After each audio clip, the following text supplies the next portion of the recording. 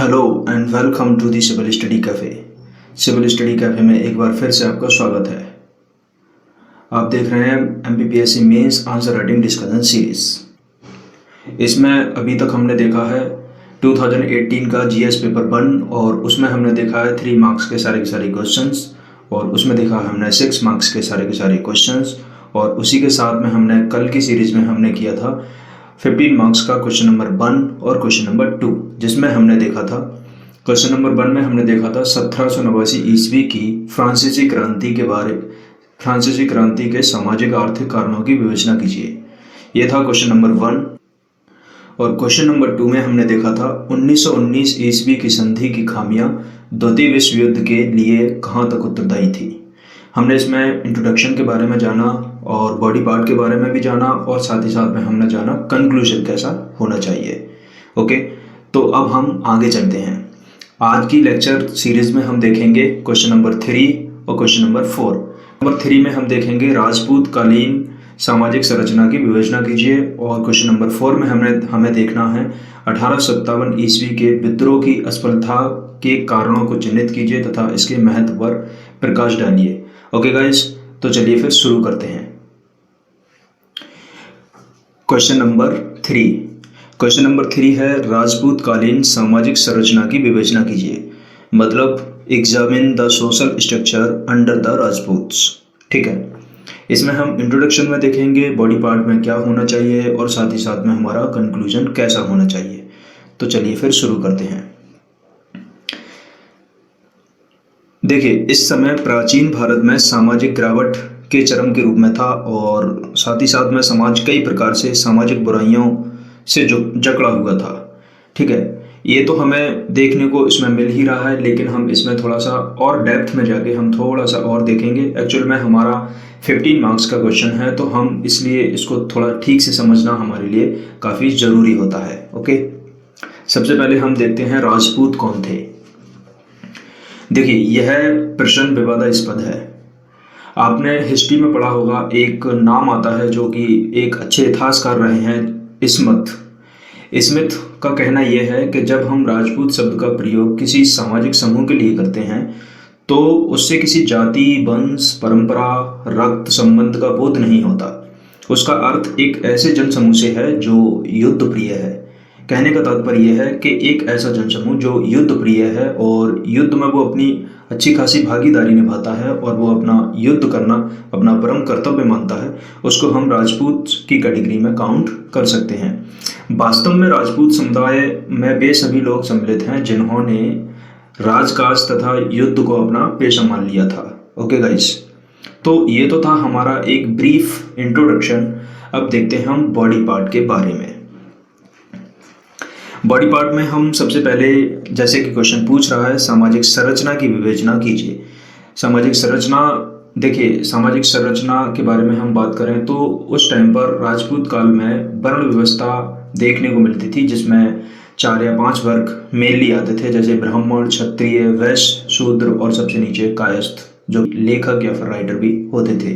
ठीक है, राजपूत काल आते आते जातियों के परस्पर संबंध पहले से ही बहुत अधिक जटिल हो गए थे। ठीक है, अंतरजातीय विवाह केवल महाराजाओं तक या फिर राजघरानों तक ही सीमित रह गया था और इसी युग में जातियों के विभाजन हुए और अनेक उपजातियां भी बन गई।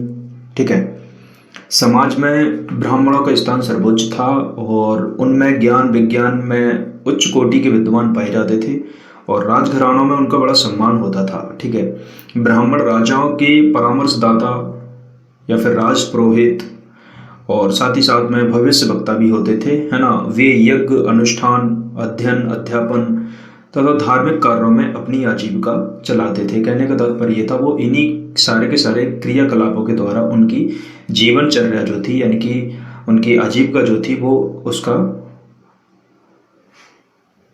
आजीविका चलाते थे। ओके, जैसे क्षत्रियों का कार्य शासन करना था और राज्य की रक्षा करना था, जैसे कि वैश्य लोग व्यापार और वाणिज्य का कार्य करते थे, शूद्र लोग कृषि, शिल्प कला आदि का कार्य करते थे और समाज में विभिन्न जातियां तथा उपजातियों में बटा होने के कारण एकता का अभाव हमें देखने को वहां पर मिलता था। ठीक है। इसी कारण राजपूत एक होकर विदेशियों का मुकाबला नहीं कर पाए।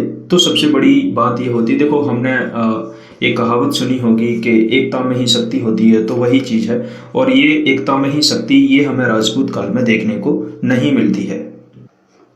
नेक्स्ट पॉइंट हम डिस्कस करते हैं स्त्रियों की दशा। देखिए, स्वयंवर की प्रथा प्रचलित थी और साधारण बाल विवाह का नियम था। बहु विवाह का रोग तो बहुत पुराना हो चुका था।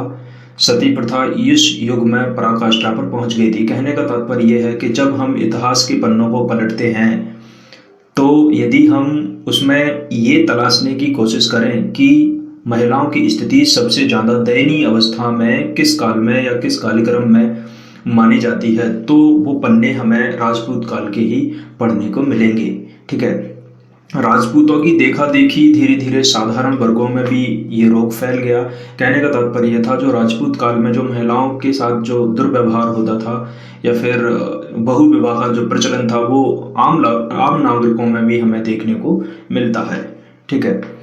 विधवा विवाह का चलन बहुत कम हो गया था और तभी सती प्रथा का इतना अधिक प्रचार हुआ। स्त्रियों का चरित्र उच्च कोटि का था, इसके बारे में बाद में आऊँगा। पति भक्ति उनके जीवन का परम कर्तव्य था, यानी कि परम तत्व था। पति की मृत्यु के उपरांत सती होना वे अपना कर्तव्य समझती थी। उनमें जौहर प्रथा भी प्रचलित थी।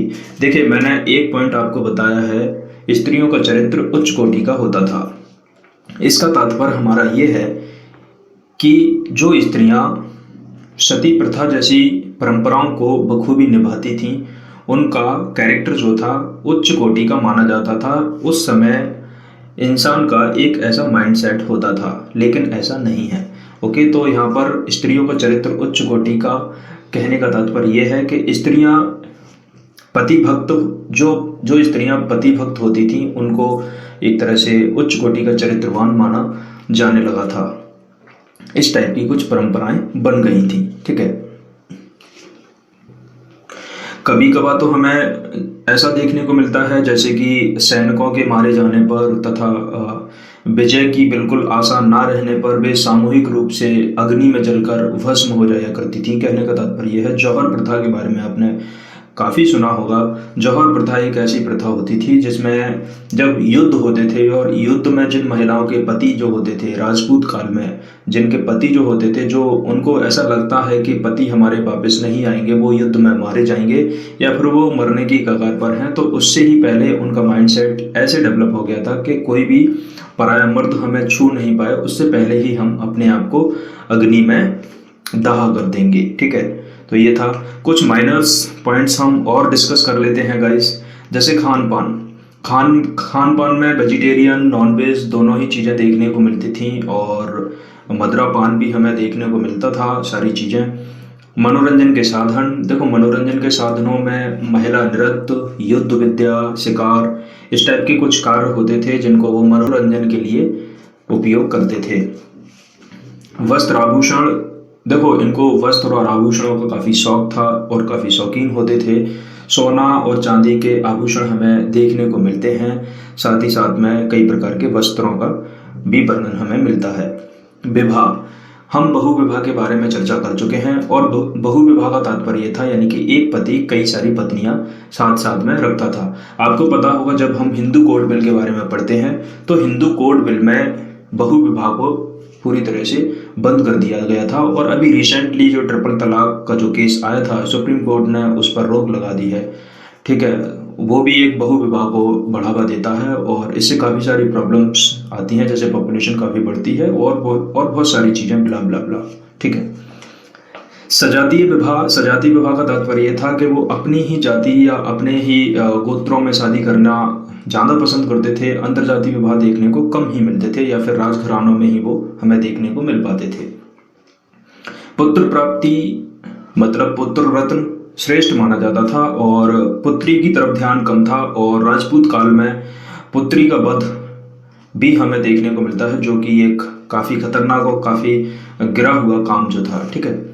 नरबली भी हमें देखने को मिलती है। पर्दा प्रथा का प्रचलन था। दास प्रथा भी थी, दासों को खरीदा और बेचा जाता था और ऐसे कई सारे प्रमाण हमें देखने को मिलते हैं। ओके गाइस, तो ये हमने ब्रीफली बॉडी पार्ट के बारे में डिस्कस किया कि बॉडी पार्ट में आप और क्या क्या मेंशन कर सकते हैं, किस टाइप से आप मेंशन कर सकते हैं। चलते हैं आगे।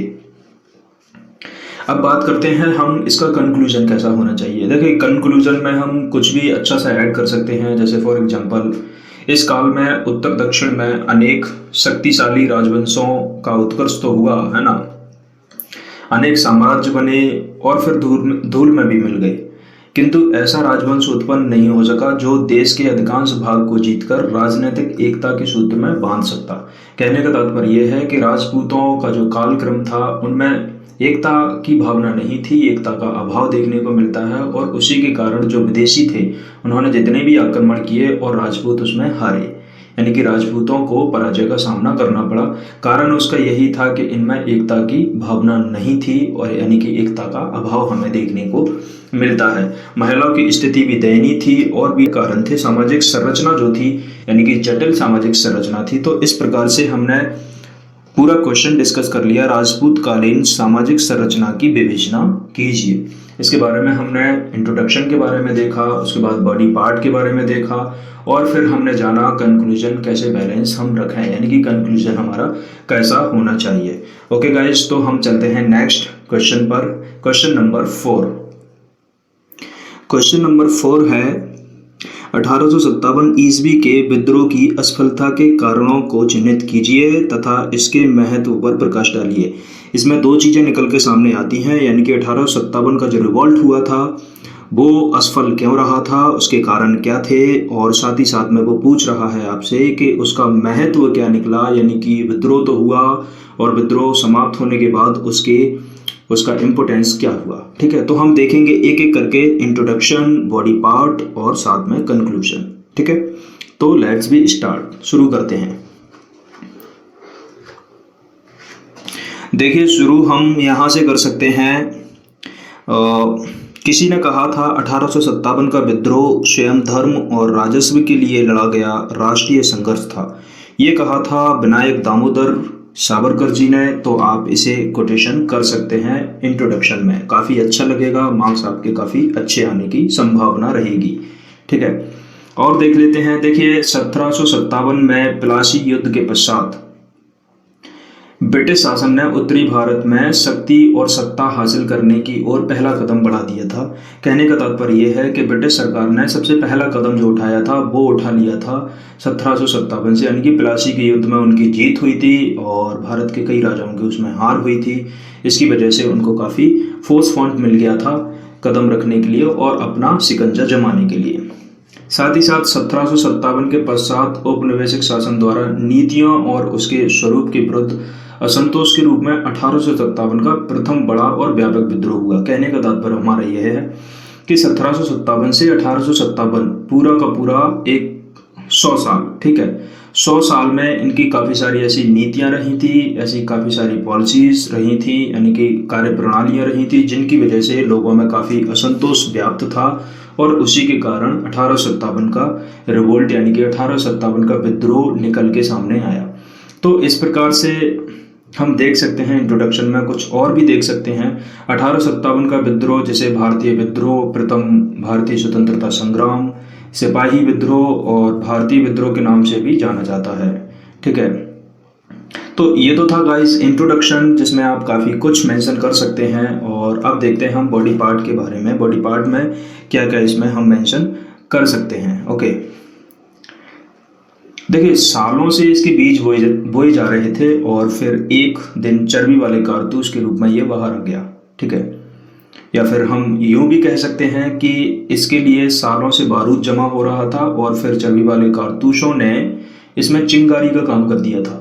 एक्चुअल में था ये कि कई प्रकार की जो नीतियां थी अंग्रेजों की, जो औपनिवेशिक कार्य प्रणालियां थी, उनकी वजह से भारतीय संस्कृति को, चाहे वो हिंदू हो मुस्लिम हो, इनको बड़ी ठेस पहुंच रही थी, चाहे वो आर्थिक रूप से हो, चाहे वो सामाजिक रूप से हो, धार्मिक रूप से हो, चाहे वो किसी और कारण की वजह से हो। कुल मिलाकर कहना ये था कि भारतीय शासन, अंग्रेजों का जो शासन था उससे भारतीय काफ़ी ज़्यादा परेशान थे और काफ़ी ज़्यादा शोषित थे। ठीक है, देखिए, क्रांतिकारियों ने सोचा था कि अंग्रेजों को बाहर खदेड़ कर भारत को स्वाधीन कर देंगे, लेकिन ऐसा नहीं हुआ, है ना। और उसका उल्टा ये हुआ कि बल्कि अंग्रेजों ने ऐसी नीतियां अपनाई 1857 के बाद में, क्योंकि वो चौकन्ना हो गए थे और वो समझ चुके थे कि हम भारत पे और राज करना चाहते हैं, तो हमें अपनी पॉलिसीज़ में रिफॉर्म करना पड़ेगा, यानी कि हमें अपनी कार्य प्रणालियों को बदलना पड़ेगा। वो हमारे लिए काफ़ी ज़्यादा इम्पोर्टेंट है। तो उन्होंने अपनी नीतियों में बदलाव किया और नीतियों में बदलाव करने के बावजूद परिणाम ये निकला कि उन्होंने 90 सालों तक और भारतीयों को गुलाम बनाए रखने में वो लोग पूरी तरह से सफल रहे।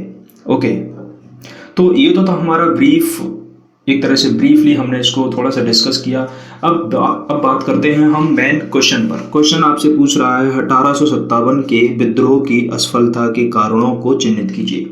फर्स्ट, सेकंड में वो पूछ रहा है आपको इसके महत्व पर प्रकाश डालिए। अब हम फर्स्ट पॉइंट को सॉर्ट आउट करते हैं, यानी कि इसकी असफलता के कारण क्या रहे। एक एक करके सारे पॉइंट्स डिस्कस करते हैं, तो फिर शुरू करते हैं। सबसे पहला पॉइंट देखो, विद्रोह असफल क्यों हो गया, क्या रीजंस थे उसके। सबसे पहला पॉइंट है संगठित विचारधारा का अभाव। कहने का तात्पर्य यह है कि विद्रोहियों को औपनिवेशिक शासन की स्पष्ट समझ नहीं थी और ना ही भविष्य का उनके पास कोई कार्यक्रम था, ना ही कोई सुसंगत विचारधारा थी उनकी। इन सारी चीज़ों का उनके अंदर अभाव देखने को हमें मिलता है। कहने का मतलब ये है कि यदि आप किसी डेस्टिनेशन पर पहुंचना चाहते हैं, आप किसी एड्रेस पर यदि पहुंचना चाहते हैं, तो उसकी पूरी लोकेशन आपको पता होनी चाहिए, रास्ते आपको पता होना चाहिए, प्रॉपर एड्रेस आपको पता होना चाहिए, तभी हम वहां तक पहुंच पाते हैं। यदि ये सब हमारे पास नहीं है तो हम वहां तक नहीं पहुंच पाएंगे, हमें पहुंचने में टाइम लग जाएगा, हम रास्ता भटक सकते हैं। और ऐसा ही कुछ हुआ था 1857 में हमारे विद्रोहियों के द्वारा, क्योंकि इनके पास प्रॉपर एड्रेस, कहने का तात्पर्य प्रॉपर योजना सुस्पष्ट नहीं थी, विचारधारा नहीं थी, तो इनको असफल होना ही होना था। तो पहला हमने ये कारण हमने डिस्कस कर लिया, और भी रीजंस हम एक एक करके देख लेते हैं। सभी वर्गों का शामिल ना होना। देखिए, बड़े जमींदार इससे दूर ही रहे, ताल्लुकदार तो काफ़ी दूर रहे, महाजन जो थे उन्होंने किनारा कर लिया, व्यापारी जो थे अपने फायदे के कारण इसमें उन्होंने हाथ नहीं डाला, और आधुनिक शिक्षित वर्ग जो था वो भी इसमें शामिल नहीं हुआ, क्योंकि उन्होंने इसको नॉनसेंस समझा था। ठीक है, अधिकतर भारतीय शासकों ने विद्रोह में शामिल होने से मना कर दिया था और साथ ही साथ में ब्रिटिश शासन की सक्रिय मदद भी की थी, उल्टा। ठीक है, जैसे उदाहरण के तौर पर पटियाला के शासक थे, सिंध और अन्य सिख सरदार भी थे, कश्मीर के महाराजा भी इसमें शामिल थे, ग्वालियर के सिंधिया जी और इंदौर के होलकर साहब। इन सभी लोगों ने अंग्रेजों का साथ दिया था, यानी कि इन्होंने भारतीय विद्रोह का साथ नहीं दिया था, तो उसके कारण कहीं ना कहीं ये असफल भी रहा। यानी कि अधिक और नेक्स्ट क्या था इसमें, देखो नेक्स्ट ये भी था कि अधिकतर दक्षिण भारत इससे ज़्यादा प्रभावित नहीं हुआ। कहने का मतलब हम मोटे मोटा यदि हम ये बोलें कि दक्षिण भारत में ये विद्रोह पहुंच पाया या नहीं पहुंच पाया, तो आंसर होगा उसका नो। ठीक है, नेक्स्ट पॉइंट डिस्कस करते हैं, निश्चित समय का अभाव। ठीक है, लैप्स ऑफ टाइम, मतलब समय की कमी और समय का अभाव भी था। कहने का तात्पर्य था, देखो इसकी शुरुआत जो इनका टाइमलाइन जिन्होंने बनाया था, डेट फिक्स जो की थी वो की थी 31 मई, है ना, 1857, यानी कि 31 मई 1857 का दिन इन्होंने निर्धारित किया था। मगर सैनिकों ने आक्रोश में आकर, यानी कि इन लोगों ने जोश में आकर 10 मई को ही इसको शुरू कर दिया, यानी कि 20-21 दिन पहले ही इस विद्रोह को शुरू कर दिया, और उसी का कारण परिणाम ये निकला कि जो विद्रोह था वो असफल हुआ। ठीक है, नेक्स्ट पॉइंट देखते हैं, सांप्रदायिकता का खेल। कैसे, देखिए अंग्रेजी सरकार हिंदुओं और मुसलमानों को लड़ाने में तो सफल नहीं हो पाई थी, परंतु आंशिक रूप से ही सही सांप्रदायिकता का खेल खेलने में अंग्रेजी सरकार सफल जरूर रही थी। कैसे, अंग्रेजी सरकार ने सिख रेजिमेंट और मद्रास के सैनिकों को अपने पक्ष में कर लिया था, साथ ही साथ में मराठे, सिखों और गोरखों को बहादुर शाह के खिलाफ खड़ा कर दिया था। तो इस टाइप की इनकी पॉलिसीज थी, और आपने पढ़ा होगा जब हम मॉडर्न हिस्ट्री पढ़ते हैं तो उसमें इनकी एक नीति थी, फूट डालो और राज करो। तो उन्होंने इसी नीति का पालन किया, आपस में राजाओं को लड़वा दिया ताकि इनका फेवर काफ़ी अच्छा हो जाए। ठीक है, नेक्स्ट पॉइंट डिस्कस कर लेते हैं, देसी राजाओं का देशद्रोही रुख। देखो जैसे हमने पिछले पॉइंट्स में डिस्कस किया था, पटियाला के शासक थे, उन्होंने साथ नहीं दिया था, सिंध के भी शासक थे, उन्होंने भी साथ नहीं दिया, सिख सरदार थे कई सारे, उन्होंने भी साथ नहीं दिया, इन्होंने सभी ने अंग्रेज़ों को साथ दिया। कश्मीर के महाराजा भी अंग्रेज़ों के साथ खड़े हुए थे, दिखाई दिए गए थे हमें। और ग्वालियर के सिंधिया, ठीक है, इनके बारे में खूब चर्चा होती है, आपने सबने पढ़ा ही है। इन्होंने भी अपने हाथ पीछे खड़े कर लिए थे, ठीक है। और इंदौर के होलकर साहब, यानी कि बड़े बड़े दिग्गज जो थे, बड़े बड़े राजा महाराजा थे, बड़े बड़े जमींदार जो थे, जो जो मजबूत वर्ग था, है ना, वो सारा का सारा भारतीयों के साथ खड़ा ना होते, यानी कि वो अंग्रेजों के साथ खड़ा हुआ था। तो ये सबसे बड़ा कारण था, यानी कि देसी राजाओं का देशद्रोही रुख हमें देखने को मिलता है। यानी कि देसी राजाओं ने अंग्रेजों की खुलकर सहायता की थी। देखिए, एक कोई अंग्रेज राइटर था, मुझे नाम नहीं आ रहा है उनका, उन्होंने तो इतना तक कहा था कि 1857 का विद्रोह जो था उसमें यदि हमारी किसी ने हेल्प की है तो वो है देसी राजा, यानी कि भारत के देसी राजाओं ने एक दीवार का काम किया था। यानी कि यदि ये दीवार नहीं होती तो वो बांध जो था वो टूट चुका होता। इस टाइप की भी बातें कही थी, लेकिन जो भी है। नेक्स्ट पॉइंट डिस्कस करते हैं। नेक्स्ट पॉइंट है शस्त्रास्त्रों का अभाव। कहने का तात्पर्य है आर्थिक दृष्टि से ये कमजोर थे, क्रांतिकारी आधुनिक शस्त्रास्त्रों का प्रबंध करने में असफल रहे थे। देखो, हथियार तो इनके पास थे ही नहीं, और साथ ही साथ में अंग्रेजों को पहले से पता ही चल गया था, क्योंकि इन्होंने 31 मई के लिए अनाउंसमेंट कर दिया था और शुरू कर दिया इन्होंने 10 मई। तो उनको काफ़ी टाइम मिल गया अंग्रेजों को, और उन्होंने जितना हो सके इनसे हथियार बरामद करने में ये परिपूर्ण तरीके से सफल भी रहे थे अंग्रेज, ठीक है। नेक्स्ट पॉइंट डिस्कस करते हैं साधनों का अभाव। देखिए, रेल हो, डाक व्यवस्था हो, तार हो एवं परिवहन, चाहे संचार के अन्य साधन, ठीक है, सभी अंग्रेजों के अधीन थे। यानी कि अंग्रेज ही उनका इस्तेमाल करते थे, हमारे भारतीय ना के बराबर उनका इस्तेमाल करते थे। बट हुआ ये कि वो हमारे हुआ तो वो इन सभी संचार के साधनों का, यानी कि सभी परिवहन जो थे, साधन जो थे, इनका वो इस्तेमाल नहीं कर पाए। तो ये भी एक कारण था असफलता का, ठीक है। उसके बाद बुद्धिजीवियों का अभाव। देखिए, हमने नेक्स्ट पॉइंट में डिस्कस किया था पिछले वाले में कि जो आधुनिक शिक्षित भारतीय थे, इन्होंने तो इतना तक कह दिया था कि इस विद्रोह को पीछे लौटने के तौर पर देखा गया है। कहने का तात्पर्य यह था, जो पढ़े लिखे युवा वर्ग थे, इन्होंने टोटल इससे मना कर दिया था, पूरी तरह से इन्होंने अपने कदम खींच लिए थे। और ऊपर से विद्रोहियों को ये भी कह दिया था कि ये नॉनसेंस है और ये बेकार की चीज़ें हैं, इन ऐसा करने से हम लोग और पीछे जा रहे हैं। तो आप देख सकते हैं कि मानसिकता किस प्रकार की होगी, ठीक है। आगे और देख लेते हैं। तो इस प्रकार से हमने गाइस सारे के सारे पॉइंट्स डिस्कस किए। अब हम बात करते हैं इसका महत्व। इन कारणों की वजह से तो विद्रोह जो था वो असफल रहा, लेकिन उसका महत्व क्या निकला? भले ही वो असफल रहा, लेकिन उसका इम्पोर्टेंस क्या था? देखिए, कहते हैं ना, इंसान जीतेगा नहीं तो वो सिखाने वाला तो बन ही जाएगा, ठीक है। तो इसके महत्व के बारे में एक एक पॉइंट करके डिस्कस करते हैं।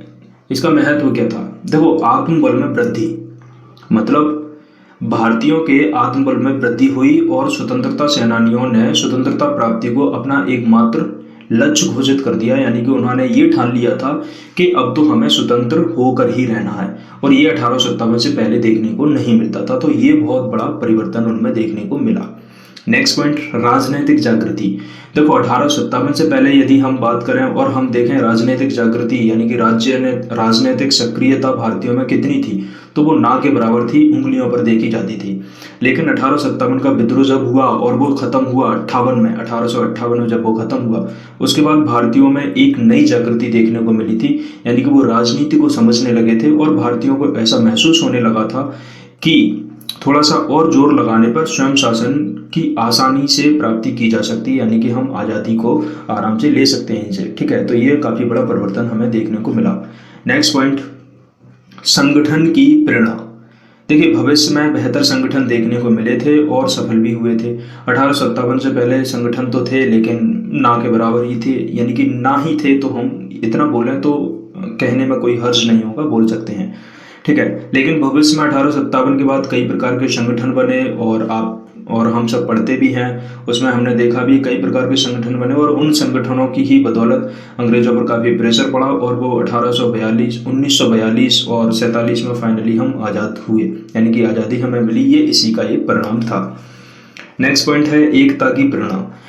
यह महसूस होने लगा था कि एक साथ चलकर ही आगे बढ़ा जा सकता है और लक्ष्य की प्राप्ति सफलता प्राप्त की जा सकती है, यानी कि लक्ष्य की प्राप्ति में ही सफलता प्राप्त की जा सकती है।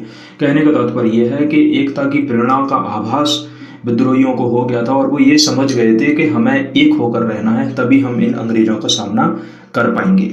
ओके, तो गाइज हमने इस प्रकार से इंट्रोडक्शन के बारे में देखा और फिर अभी हमने बॉडी पार्ट के बारे में देखा, यानी कि बॉडी पार्ट में हमने देखा असफलता के कारण, काफ़ी सारे कॉजेस हमने देखे और उसका इम्पोर्टेंस क्या था वो भी हमने डिस्कस किया।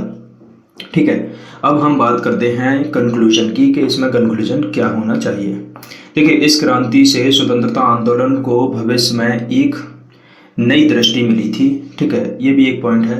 कंक्लूजन में हम 1857 की क्रांति या फिर 1857 का विद्रोह वैसे कहा जाता है इसे, तो विद्रोह सफल तो नहीं हो सका, परंतु उसने लोगों में राष्ट्रीयता की भावना के बीज बो दिए थे और इस क्रांति के दूरगामी परिणाम भी हुए। दूरगामी परिणामों का परिणाम ये निकला कि हम 1947 में इनको देश से बाहर खदेड़ने में सक्षम हो पाए।